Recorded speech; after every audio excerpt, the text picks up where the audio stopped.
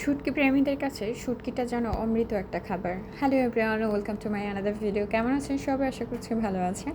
তো আজকে আমি ছুরি শুটকি রান্না করব। এটা কক্সবাজারের ছুরি শুটকি। সো এই শুটকিটা রান্না করতে আমি এখানে নিয়েছি পেঁয়াজ কুচি আর দেশি রসুনের কোষ, সেটা আমি হালকা একটু থেতো করে নিয়েছি, পুরোটা থেতো করে নেই। এখানে শুকনো মরিচ দিয়েছি, ঝাল দিব অনেক। শুটকিতে ঝাল না হলে আসলে ভালো লাগে না। সো এটা আমি একটু ভাজা ভাজা করে নিয়েছি। আর শুটকিটা আমি একবারে পরিষ্কার করে নিয়েছি খুব সুন্দর করে। এটা একবারে গরম পানি দিয়ে ধুয়ে নিয়েছি। সো এর মাঝে এখন আমি হলুদ মরিচের গুঁড়ো দিয়ে দিব, এরপর কিছুক্ষণ কষিয়ে নেব।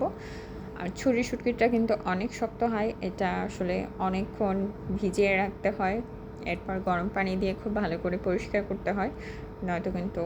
আর এটার যে কাঁটাগুলি অনেক বিষাক্ত, অনেক খোঁচা লাগে কাঁটাগুলিতে। আর আমি কিন্তু নর্মালি শুটকি আগে একবারই পছন্দ করতাম না, এটা আমার বিয়ের পরে আমি এটার মজা বুঝেছি খাওয়া। সো এখন আমার ভালোই লাগে খেতে, পছন্দ। সো এই যে শুটকিটা আমি দিয়ে দিয়েছি, শুটকিটা সুন্দর করে গরম পানিতে ধুয়ে এটা সুন্দর করে দিয়ে দিয়েছি। সেভাবে কষিয়ে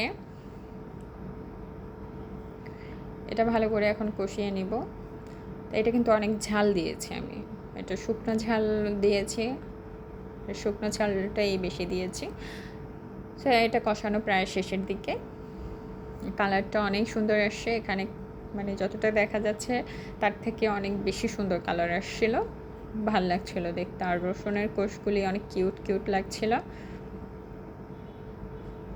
সো এখানে আমি কষানোর জন্য ঝোল দিয়ে দিয়েছি।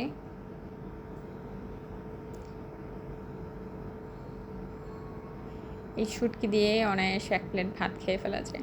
সো শুটকিটা আমার প্রায় শেষের দিকে রান্না, এইটা একবারে শুকনা করে ফেলবো। সো ভালো থাকবেন সবাই, সবার জন্য শুভকামনা। আল্লাহ হাফেজ সবাইকে।